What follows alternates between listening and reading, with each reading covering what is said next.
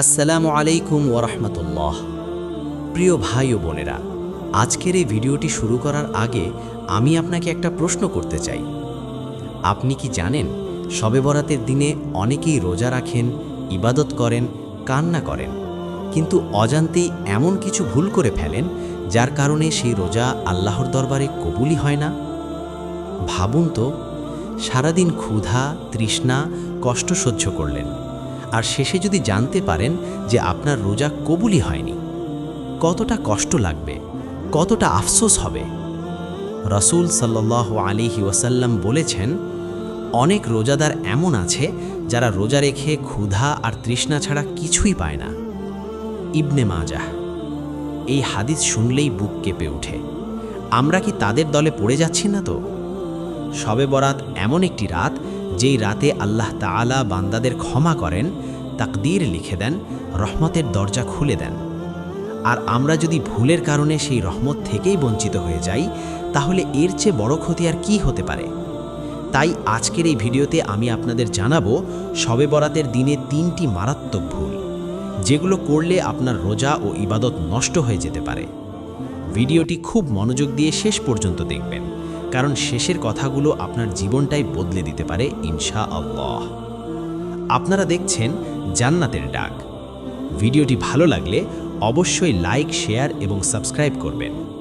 চলুন শুরু করি আজকের গুরুত্বপূর্ণ আলোচনা।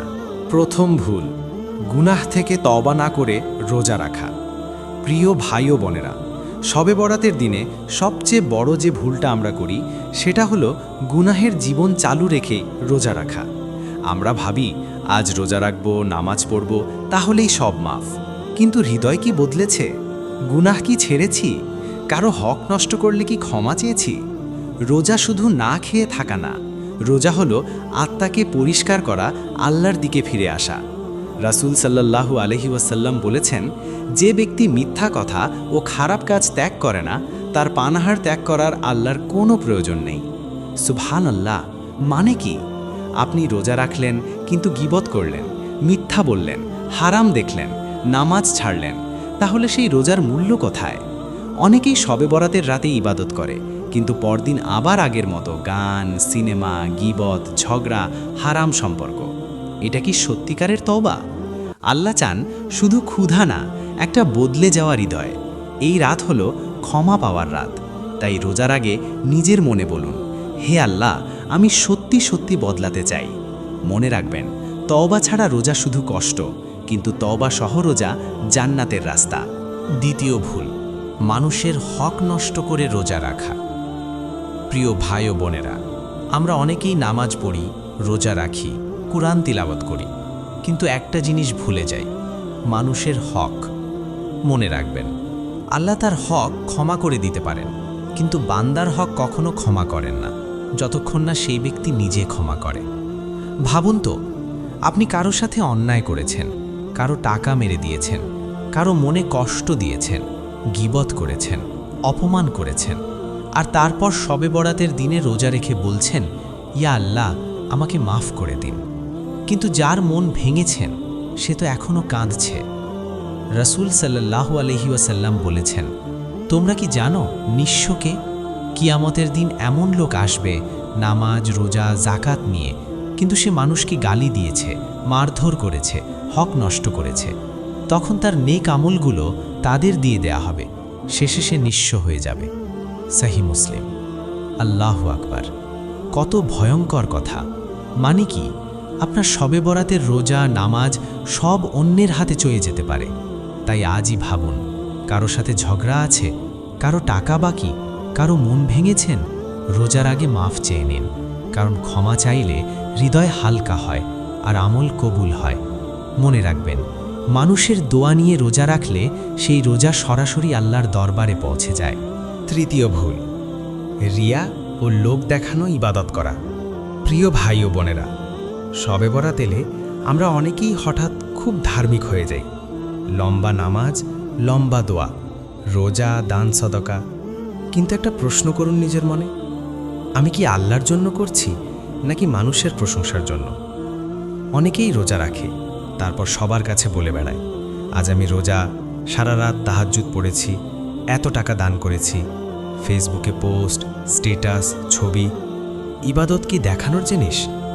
রাসূল সাল্লাল্লাহু আলাইহি ওয়াসাল্লাম বলেছেন, আমি তোমাদের জন্য সবচেয়ে বেশি যে জিনিসটাকে ভয় করি তা হলো ছোট শিরক, রিয়া, লোক দেখানো আমল।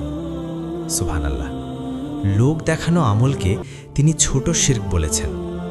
ভাবুন তো, আপনি সারা দিন রোজা রাখলেন, রাতভর ইবাদত করলেন, কিন্তু নিয়ত যদি মানুষকে দেখানো হয়, তাহলে আল্লাহ বলেন, যাদের জন্য করেছ তাদের কাছেই প্রতিদান চাও। তখন আল্লাহর কাছে কিছুই থাকবে না।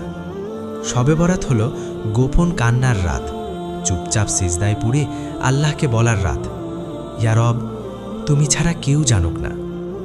মনে রাখবেন, যে ইবাদত যত গোপন তার সওয়াব তত বেশি। তাই আজ সিদ্ধান্ত নিন, মানুষ না, শুধু আল্লাহর সন্তুষ্টির জন্য রোজা রাখব।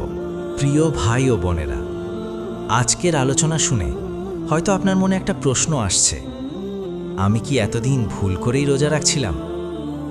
হয়তো আমরা না জেনেই গুনাহ করেছি, মানুষের হক নষ্ট করেছি, লোক দেখানোর জন্য ইবাদত করেছি। কিন্তু আলহামদুলিল্লাহ, আল্লাহ আমাদের এখনও বাঁচিয়ে রেখেছেন। মানে এখনও সুযোগ আছে, এখনও দরজা বন্ধ হয়নি। শবে বরাত হলো রহমতের রাত, ক্ষমার রাত, জীবন বদলে ফেলার রাত। এই রাতে আল্লাহ তাআলা বান্দাদের ডাক দেন, কে আছে ক্ষমা চাইবে, আমি তাকে ক্ষমা করব। কে আছে রিজিক চাইবে, আমি তাকে রিজিক দেব। ভাবুন তো, যদি আজকের রাতটাই হয় আপনার জীবনের শেষ শবে বরাত, তাহলে কি আমরা খালি হাতে ফিরে যেতে চাই?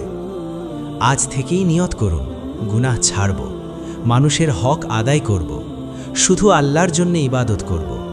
কারণ একটি কবুল রোজা, একটি চোখের পানি, একটি সেজদা আপনার তাকদীর বদলে দিতে পারে। তাই দেরি করবেন না, আজ রাতেই আল্লাহর কাছে কেঁদে বলুন, ইয়া আল্লাহ, আমি ফিরে এসেছি, আমাকে মাফ করে দিন। আল্লাহ যেন আমাদের সবার রোজা, নামাজ ও দোয়া কবুল করেন, আমিন। আপনারা দেখছিলেন জান্নাতের ডাক। ভিডিওটি ভালো লাগলে অবশ্যই লাইক, শেয়ার এবং সাবস্ক্রাইব করবেন। দেখা হবে পরবর্তী ভিডিওতে, ইনশাআল্লাহ।